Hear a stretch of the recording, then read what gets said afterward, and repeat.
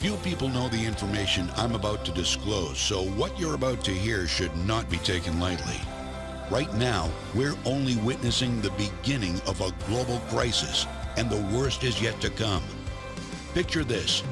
You just found out the CDC discovered a new vaccine or treatment for the coronavirus. You feel safe again and relieved. You've been waiting for this moment for months, and now everything's back to normal. Maybe you want to take your wife out for a dinner.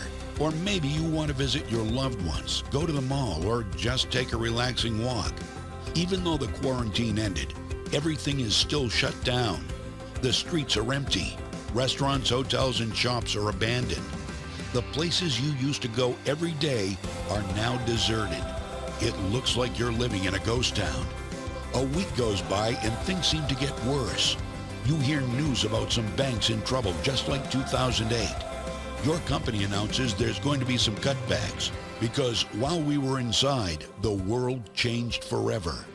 Sure, just like many were expecting, places went bankrupt. People lost their jobs. But underneath the surface of what's being reported, financial nuclear bombs went off and tens of trillions were lost, despite all the money printing, despite all the federal guarantees and intervention. What happened? How did entire businesses collapse in a few months? It's like a tsunami hit America out of nowhere. Over the next few days, our country will look more and more like a dystopian sci-fi movie. Only this won't be a movie or a dream. It's going to be our reality. We're about to witness the most catastrophic economic period in U.S. history. And right now, it's too late to do anything about it. Soon enough, people are going to go mad. They'll beg and steal just to survive. You're not going to be able to leave your house if you want to be safe again. Most Americans have no clue, but if they would have been informed, they could have gotten a head start. Luckily, you can get the right information on this financial holocaust right now in this presentation. The unspoken truth is it could take over 10 years for America to recover. But luckily, there is an answer. If you stick with me throughout this short presentation, you're about to find out what steps you can take today to become untouchable by the upcoming crisis. While others will be fighting for scraps, you'll have everything you need to live a normal life, free of worry about food or illness. And you'll become virtually invisible to crazy, rampant hooligans that'll fight, steal, and kill to make it through the day. Plus, I'm going to reveal the 3 telltale signs for this impending economic collapse that you need to look out for from now on, so you'll never be caught off guard again.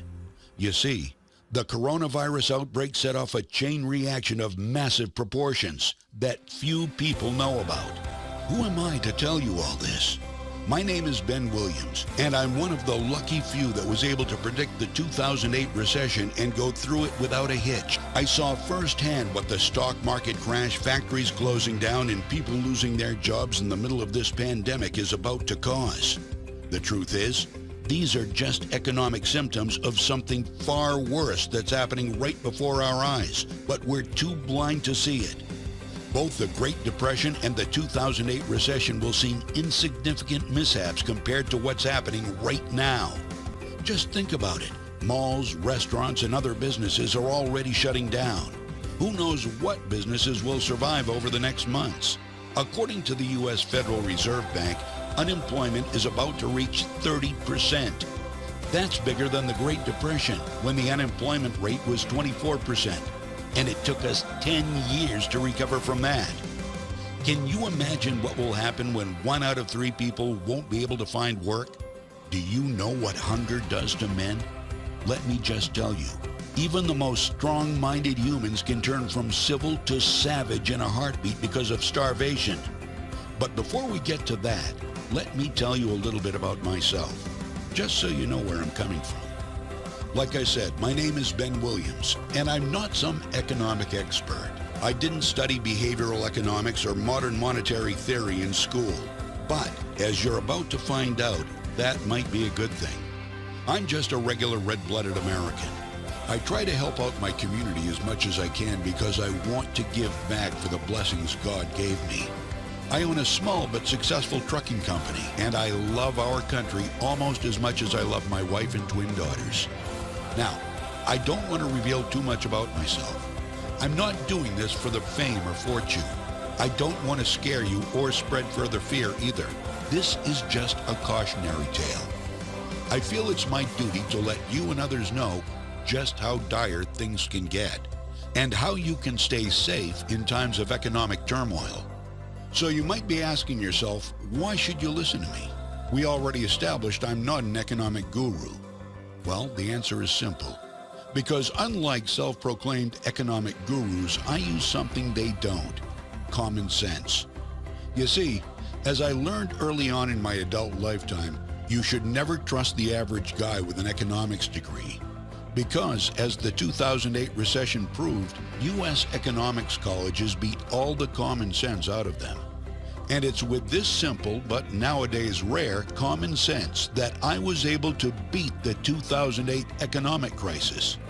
Here's how. Before the recession, I had a lot more to lose. I had just started my business, and my wife just recently gave birth to our beautiful twin daughters. I didn't like how vulnerable life felt. That's why I saved up, and I was paying close attention to the street instead of the internet panic. Early on in the recession, trucking companies were shutting down every day. Demand was dropping fast. In fact, for the first time in decades, in 2008, tonnage dropped each month, sometimes by 12 to 13%. And with companies closing, that meant two things. First, they were getting rid of assets, and second, some businesses that survived were looking for new carrier contracts. I saw an opportunity. I took a big risk. I bought trucks for pennies on the dollar and got new contracts. All this was possible because I saw the crisis coming and saved up a decent amount of money. So, how did I manage to figure out the economic recession was coming? I followed 3 signs everyone should look out for all the time.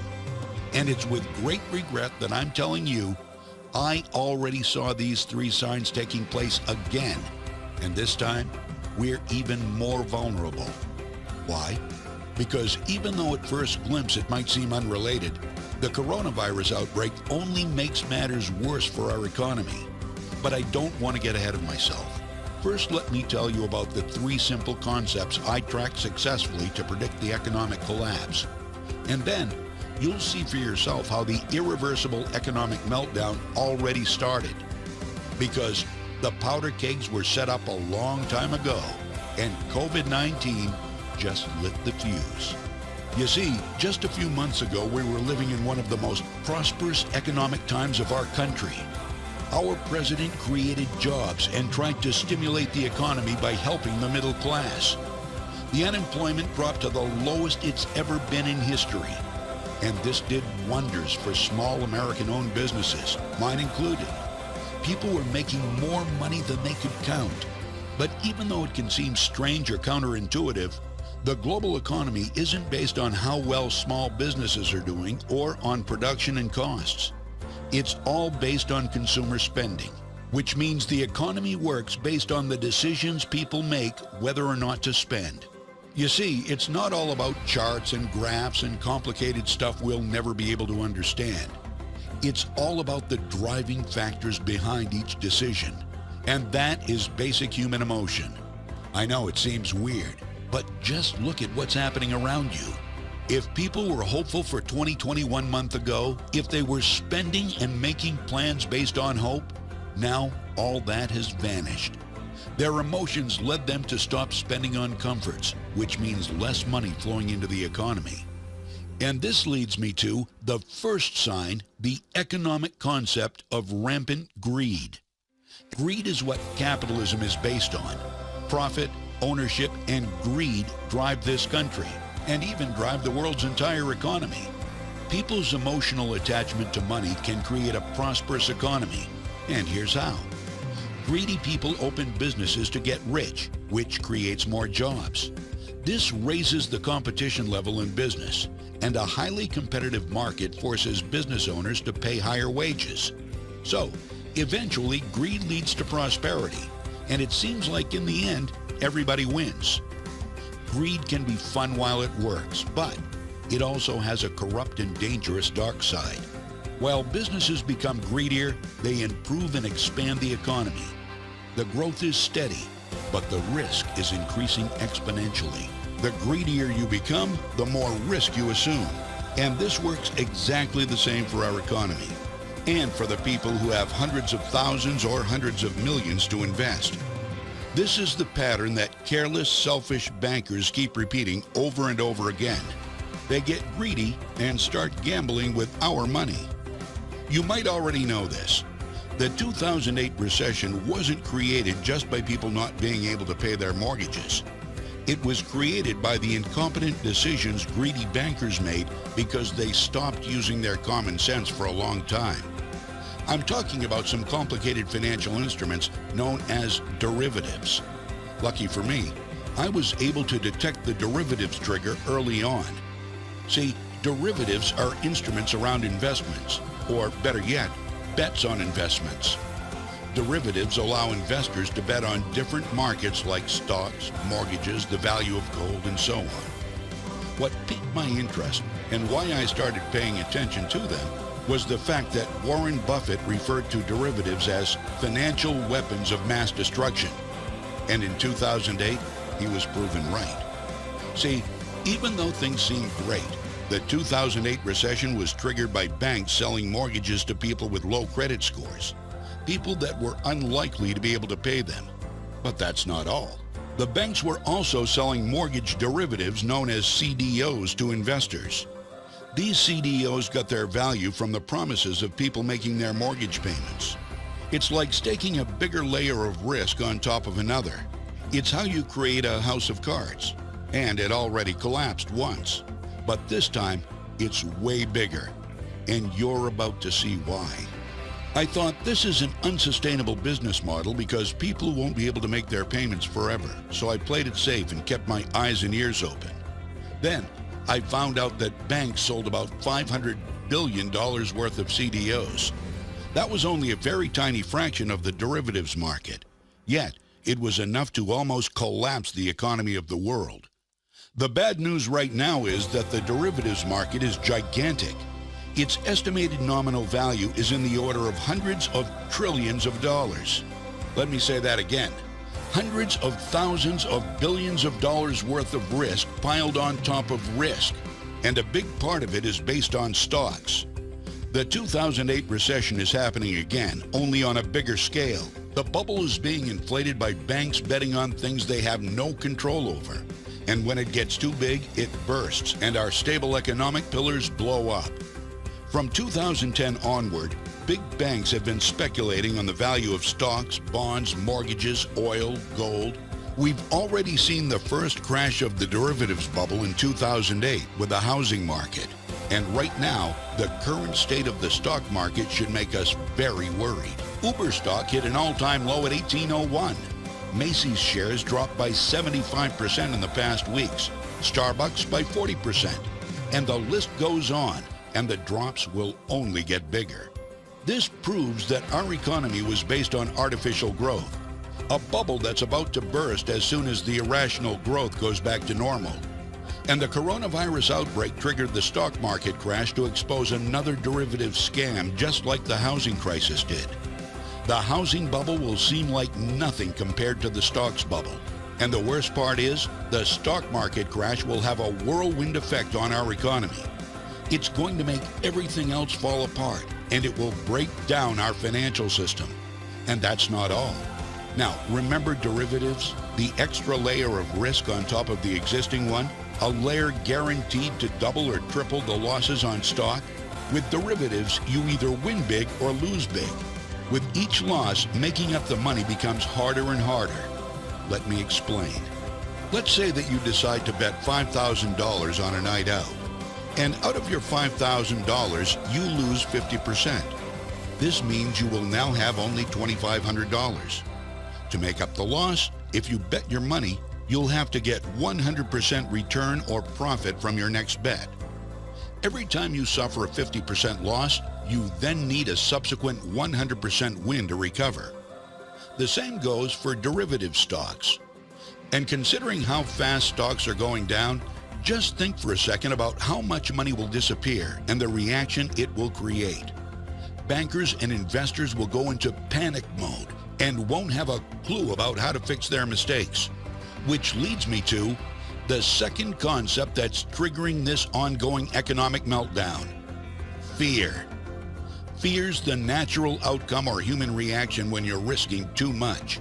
But in this case, it manifests differently. While greed is fun when it works, fear is dreadful all the time. When you're realizing it's too late to fix your mistakes, fear sets in. That's what's happening to banks at this very moment. Next, they'll be too scared to do anything, and they'll paralyze. And if that wasn't enough, at the same time, our leaders' fears about the coronavirus makes them close down the economy. This is the first time in history that politicians had to make the choice to sacrifice our economy for people's health. People are going to be out of jobs. Crime is going to spike rapidly. We're going to see people ODing on drugs because of depression. Things are going to turn grim pretty fast. So, what happens next? Exactly what happened in 2008. Banks start asking for help, like scared little kids that are in over their heads. Already released plans for a coronavirus bailout. They'll pay money into people's bank accounts to reimburse them for losses. I predict this is just the first of many foolish attempts to put the economy back on its feet. But we already know it's going to be too little too late. What the state is doing now is trying to help airlines and businesses in the retail, hotel, tourism, and restaurant industries survive until the lockout ends, because trillions of American dollars already vanished. But that's not everything they're going to have to cover. When the derivative stock bubble will burst, it will be too big for any kind of bailout, and they won't have any answers. Evaporate from the stock market.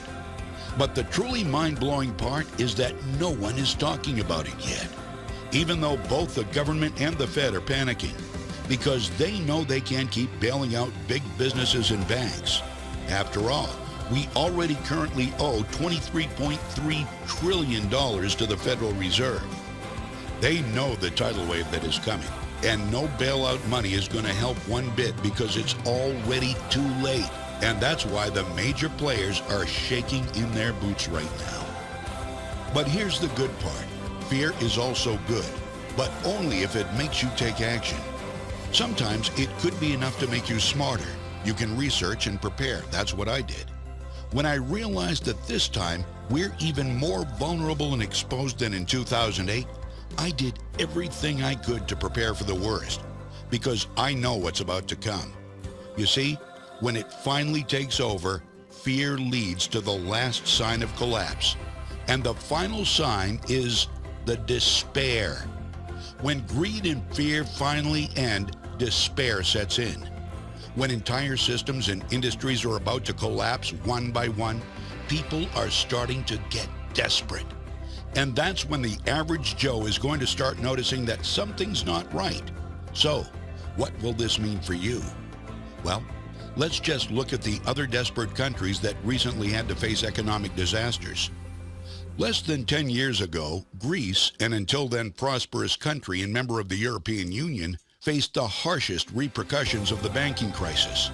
What happened? The first thing that happened is that all the banks closed. The only way people could get their money out was with ATM withdrawals, and they were limited to 60 euros a day. That's about $63. Ask yourself this. If the banks close in the U.S., could you live with $63 per day? Immediately, huge lines formed in front of ATMs. People waited in the scorching heat for hours to get a tiny fraction of their savings and deposits out. As some banks went under, people lost their life savings. And how did things end? Just as always, things ended badly for the regular people, and not so bad for the hotshot bankers and investors. And that wasn't enough. Greece had to get billions in international bailout from the lenders to make it through the crisis. A small country does not need trillions of dollars to recover. But we won't be that fortunate. As you've already seen, no amount of bailout money will be enough for the U.S. economy to recover. Just like Venezuela couldn't find a way out, we won't either. You see, even though in Venezuela the crisis started differently, it has the same outcome. Political corruption led to shortages of food and medicine for average citizens. Companies were closed, which led to unemployment, deterioration of productivity. So the socialist government imposed an authoritarian regime that now violates human rights. People are desperately clinging on to their lives. Venezuela is so dangerous and so poor now that criminals don't even have anything to steal. Even bank robberies have dropped because there's no money in them. And forget about money, people barely have anything to eat. If you think things are bad during the quarantine when restaurants are closed down, just imagine how it feels to stand in line for a bowl of rice. The people of Venezuela are desperate. They are dying of starvation and easily treatable diseases. In the past years, mortality grew by 65%, infant mortality by 30%, and cases of malaria increased by 76%. Can you imagine your kids starving to death? Because that's what happens when countries go through years of despair. Many Venezuelan children are malnourished, and this leads to underdeveloped brains, diseases, and sadly, ultimately to death. Middle-aged people are dying because they can't afford or find blood pressure medicine, and nobody cares about them. In fact, people living in poorer neighborhoods are literally on their own. The police, ambulances, or fire departments never go through there out of fear or disinterest. So, if a fire starts, for instance, you have to pray to God that all of your loved ones get out on their own safely. And then you can't do anything but wait it out and watch your home burning. And you might think this can't happen in our country. Well, the past is proof that we don't stand a chance when facing an economic collapse. In 2008, during the recession, people lost jobs and lost their homes. Some ended up desperately begging in the streets just so they wouldn't starve to death. And those are generally the people over 45 that can't just start over their career because it's too late. Sadly, this is going to be just the tip of the iceberg, because now we also have coronavirus to worry about. Can you imagine older people stranded in the streets and sick to death? What happens if they can't afford the treatment? In the Great Depression, things happened incredibly similarly to how they're happening now. Because just like the entire economy is stopping now, in the 1930s, entire booming industries like construction were halted, not only in the U.S., but in many countries around the world. The price of crops dropped by over 60%, and people weren't able to make a decent living anymore. And the worst part was, just like nowadays, there were few alternative job sources, which meant people weren't able to find any kind of work to get by. People were so poor they could barely afford the basic human necessities like food, shelter, and clothing. Sometimes they couldn't even afford to keep their kids in school. They had to pull them out and send them to live with relatives and sometimes even strangers, so their parents could travel from city to city praying to find work so their children don't die of starvation. And the people that lived in colder states had the worst of it, because sometimes they would literally freeze to death. Plus, the sanitation conditions were just morbid. Trash was just put out in the street, and nobody would pick it up because there wasn't any money to pay for those kinds of jobs. That's why a lot of people started getting sick of tuberculosis. People were dying as early as in their 40s like it was normal. And this time, it's not going to be any different. When everything breaks down, we'll face colossal consequences. People will have to fight off hunger, disease, and social unrest. Those that aren't prepared are going to start looting, and peaceful neighborhoods will turn into war zones. There's no telling what hunger will do to people. When things take a bad turn, you and your loved ones could be vulnerable, out in the open for lunatics to take advantage of. But only if you don't take some precautions. I believe that even if there's a small chance, 1% chance of all this happening, considering the massive implications it has, it's much better to be on the safe side. I knew I wouldn't be able to do the same thing I did during the 2008 crisis, because the upcoming collapse will make the last recession look like a cakewalk. Well, during my research for this presentation, I discovered what Americans did during the last 3 financial meltdowns. which strategies worked and which condemned hundreds of thousands to poverty. But I felt that wasn't enough. Given the massive impact COVID-19 has on our economy and society, securing wealth and financial stability may be very low on the priority list for any family. Basic human needs like food, water, safety, and keeping illness and criminals away may be a far more pressing concern. These are the very real threats in case of a major disaster. If this presentation makes any sense to you, if you have begun to understand the economic gun that's pointed at the head of every U.S. citizen, then you too need to take the following information very seriously. Make no mistake, this disaster will be global. There will be no place to run for safe haven. Now, when it comes to disaster preparedness, there are some people in our country who take survival very seriously. I heard of them from TV shows like Doomsday Preppers. And before discovering the looming economic disaster, I didn't take them seriously. I thought they were just the 21st century form of crazy induced by Hollywood disaster movies. Researching for the coming economic meltdown changed my mind completely. And I remembered a former buddy from my neighborhood, Mark Baker, had actually quit his job back in 2009 to dedicate his life to prepping. I remembered what he said when he left. The safety of my family comes first. Everything else is irrelevant.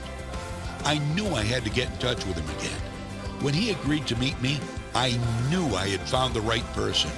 That's because he started telling me about how he went to Greece during the worst time of the economic crisis to see exactly what was going on and how people coped with the economic disaster.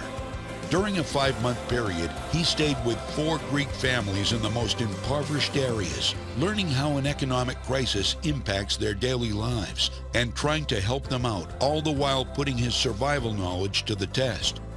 The way he saw it, he spent years looking for solutions, reading countless books, watching documentaries, and going to survival training and seminars. And now, it was time for the real-life test. He had the opportunity to put all his knowledge into practice, and he decided he would live on only $300 the entire trip. So, what was it like?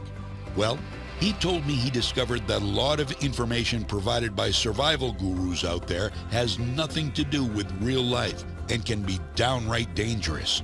A lot of these survival experts with their Amazon bestseller books are sitting behind their computer, imagining how an economic collapse will happen and write about unproven rehashed solutions. Strategies that sound good in theory but are completely unproven in a collapse. Fortunately, nothing beats hands-on, hard-earned knowledge. His experience in Greece was eye-opening to say the least. He went through a food shortage, blackouts, riots. He learned how to be safe from criminals when the police simply don't interfere, and how to barter for supplies. He saw how real families manage to keep their spirits up even in the most desperate times, and how to cope with illness and injury while the hospitals are out of supplies, understaffed, or flooded by wounded from riots. And yes, he went through a lot of hardships, pain, and suffering to discover how to survive and thrive in the collapse. After telling me about this personal experience, we talked about problems that arise in an economic collapse and how to solve them. Surviving an economic crisis is one thing. Thriving and securing your wealth during it is a totally different game. Luckily, I had already done my research on that. So we put our knowledge together and created an economic disaster survival blueprint for our families that would handle both survival and wealth protection. And we knew we had to warn unsuspecting Americans of what is coming and share this vital knowledge with them. That's how Surviving the Final Bubble was born. A blueprint to surviving and thriving during the coming economic collapse. Here's just a glimpse of what you'll find inside this one-of-a-kind special guide.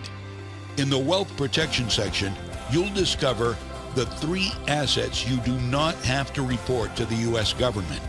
In 1933, President Franklin D. Roosevelt forbid the hoarding of gold within the continental United States, and criminalized the possession of monetary gold and confiscated thousands of tons from citizens. This happened mainly due to the Great Depression and can happen again during an economic collapse to whatever assets the government wants to take away from you. But they can't take away what they don't know you have. We'll show you the safest investments you can make to protect your financial stability. We will show you exactly why silver may become the best place to store your wealth and where to get it to avoid scammers. Because historically, during an economic crisis, the price of silver skyrockets, not to mention that silver coins are easy to barter with and to store. We will tell you the absolute best asset to buy during the crisis. This is not preparation. This means acting on the moment and seizing an opportunity that may end all your financial worries. This information is designed to help you thrive during the economic meltdown, if it does not spin completely out of control. But if it does, Mark's hard-earned skills will guide you through in what we call the worst-case scenario section.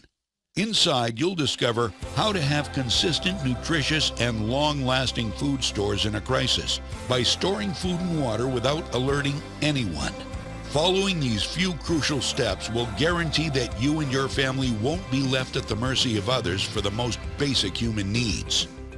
In Greece, even some middle-class people with respectable jobs wound up digging through trash or stood in lines for hours for humanitarian handout.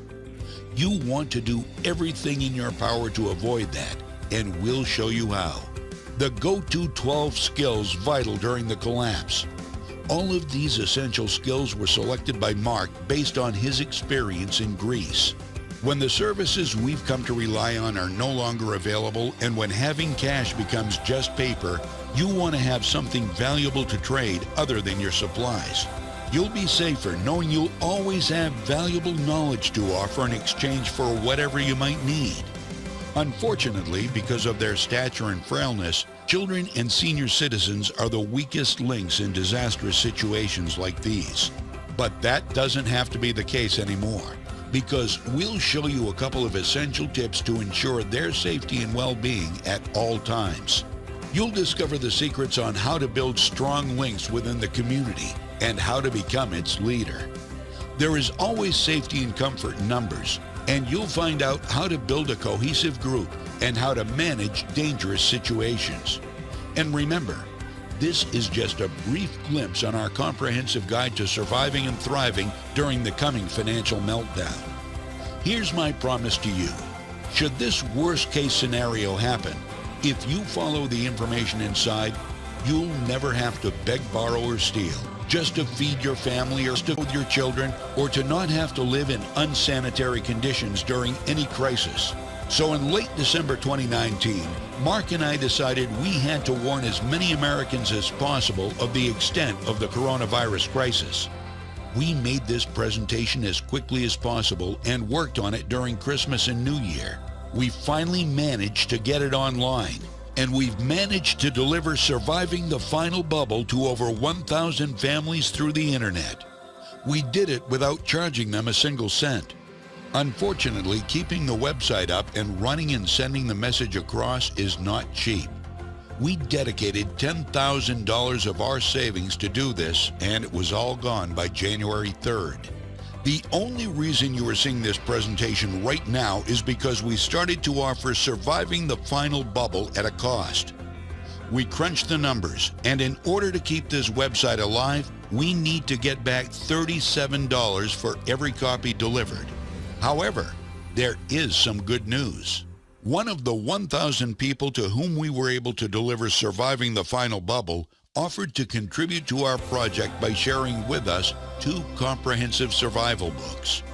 The first one is called Survival Mindset, and here's just a taste of what you'll find inside.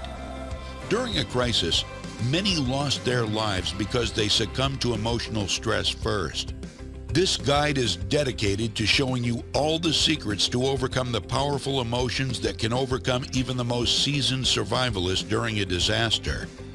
In Chapter 1, you'll discover the simple blueprint to coping with the emotional stress that can ruin even the most carefully put together survival plan. You'll learn the simple remedies for the most crippling emotional states: isolation, anxiety, and hopelessness, and many others. This knowledge will keep you and every member of your group confident, disciplined, and steadfast, and will maximize your chances of survival. And you'll discover how to keep morale up and how to maintain a positive attitude. Using this information, you'll easily become a true leader of the community. Our second guide focuses on hygiene and sanitary conditions during the shortages that come with any disaster. Secrets to Sanitation After SHTF. It's designed to show you how to be safe from disease by using survival techniques to dispose of potentially harmful waste and garbage. How to efficiently use limited hygiene supplies to maximize their effectiveness. You'll also discover how to prioritize hygiene needs during a disaster. Valuable resources must always be kept for high-priority sanitation needs and not squandered on petty ones. And here's the best part. These bonuses are available absolutely free when you get your copy of Surviving the Final Bubble. So, support this website today. And we want to go even further than that.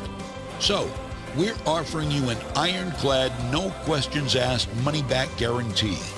We're willing to take all the risk here. Just say maybe to the Surviving the Final Bubble program and the Get Instant Access button. Fill out your information on the Secured Payment Processor page and go through the program and the bonuses for a full 60-day trial. And if you have any reason for being unhappy with your investment, you'll get a refund in as little as 48 hours, no questions asked. It's as simple as that, and you risk nothing. It'll be hard to find a better proposition than this. Frankly, the way things are going, I would be surprised if the first major shocks to the economic system don't happen by the end of your trial period. When the unthinkable happens, roles in society are reversed. Being able to read fancy spreadsheets might be useful today, but in a crashing society will put you at the bottom of the food chain. Adaptability, strength, and the knowledge you're about to receive are the only things that will get you and your family through. It's time for you to make a choice. It may be the most important one you'll ever make, and right now, there are 3 possible paths ahead of you. Path 1, you don't do anything. You go on with your daily life and pray for a miracle or that any of the data presented here is fake or misinterpreted. You can ignore everything you've heard in the past minutes and hope nothing's wrong and everything will settle down after the coronavirus outbreak ends. But what if it won't? What if COVID-19 can't be cured anytime soon and the economic meltdown will cause everyone to lose their jobs, including the very people that might find a cure for it, like doctors and researchers? You know how vulnerable our entire economy is and how little time we have to act and do something. These are the undeniable facts of our time. I strongly urge you not to remain passive. Remember the suffering of Greece in 2008? It will all come to America soon, and it will happen right before your eyes. Mark heard firsthand the cries of children, tears of hunger pain streaming down their faces. Don't let the same happen to your family. What's about to happen is the result of doing nothing, of being unprepared.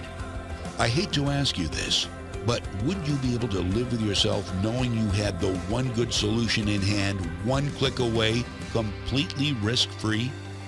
Unfortunately, this is the kind of attitude most Americans will cling to. But I get it. Ignorance is bliss. Ignorance is much more comfortable than being a true man and an upstanding American citizen and taking action right now. Or you could choose to go with Path 2. Prepare and learn everything by yourself. Now, like I said earlier, I've spent countless nights thinking about the best ways to protect my family. But sure, if you really want to, it could be a viable option. But keep this in mind. You've never been through an actual economic collapse of these proportions, which means you're probably lacking the skills specifically tailored for this kind of disaster. What Mark went through took years of studying and practice, not only the time he spent in Greece during the collapse. and you hope to do it all in a couple of weeks, probably under a month? Well, should you choose one of these paths, we wish you the best of luck and pray that you too will make it. But if neither option sounds good to you, you probably want to hear out everything about Path 3. And that's get instant access to Surviving the Final Bubble program now. A risk-free, worry-free program with a treasure trove of knowledge to help you thrive and prosper during the economic collapse. Allow yourself and your family to have the peace of mind that comes when you know you've done everything in your power to keep them safe. Just imagine, while others will be fighting for scraps, you and your loved ones will have all the food and water you need to live healthy lives. While there will be riots in the streets, you and your family could live in safety and stay undetected from crazy, rampant looters. You have everything you need to survive comfortably and put your life back on track when everything will be over. You have to realize that the consequences of an economic collapse will not be the same as if there's a terrorist attack or food crisis or grid attack. What will be happening in the following months is something that Americans have never experienced before. The closest we've ever come is the Great Depression, and yet while things were bad, society and the government survived. And with no middle class to fund anything, with no jobs, no economy, and a government that's already tens of trillions of dollars in debt, you and your family will be completely on your own. Unless, that is, you have the ease to take the actionable steps included in the program. In which case, you can have an entire proven survival plan in place in less than 14 days from now without spending more than $100 in expenses. You can be one of the smart Americans who understand something amazing when they see it, who goes through the program and feel your worries and anxiety melt away, all the while contributing to this project and helping many American families just like yours survive and thrive during the greatest bubble in the history of mankind. The choice should be obvious, but it's up to you to take the final step. God bless you, and God bless America.